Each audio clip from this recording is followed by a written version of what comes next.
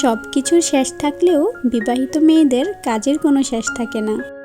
কোনো কাজের মধ্যে ডুবে থাকা সত্ত্বেও দেখা যায় যে মাথার ভিতরে আরও নানান কাজের চিন্তাভাবনা এসে ভিড় জমায়। কোনটা রেখে কোনটা করব তা ভাবতে ভাবতেই মাথা ঘুরিয়ে যায়। আর যেদিন হাজব্যান্ড অনেকগুলো বাজার একসাথে করে নিয়ে আসে সেদিন তো এই বাজার সদাই গুছাতে গুছাতেই দিনের ম্যাক্সিমাম টাইমটা চলে যায়।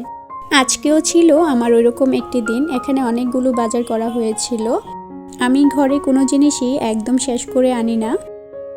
যে কোনো জিনিসই যখন প্রায় শেষ হয়ে যাবে তখনই আমি সেটা একটা ডায়েরিতে নোট করে রেখে দেই, কারণ বাজারে যাওয়ার সময় দেখা যায় যে এটা মনে থাকে তো ওইটা মনে থাকে না।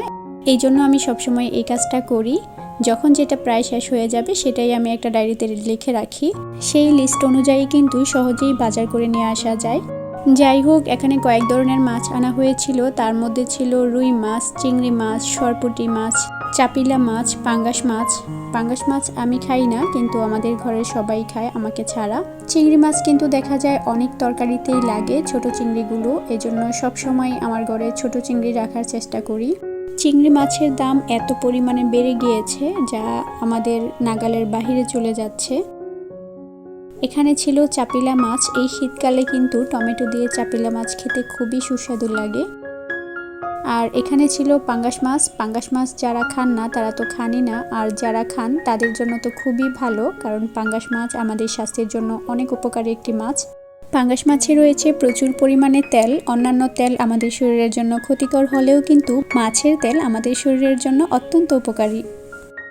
এখানে ছিল সরপুঁটি মাছ। সরপুঁটি মাছগুলো সাইজে অনেক বড় বড় ছিল।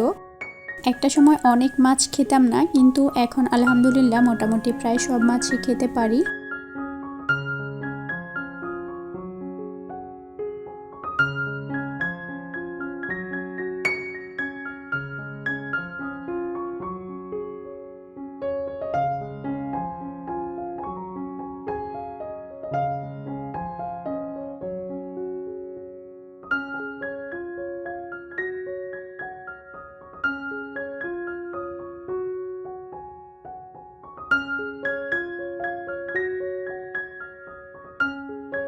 মেয়েদের জীবনচক্রটা আসলেই অনেক অদ্ভুত। কখন যে সে মেয়ে থেকে দায়িত্ববান নারী হয়ে ওঠে সে নিজেও টের পায় না।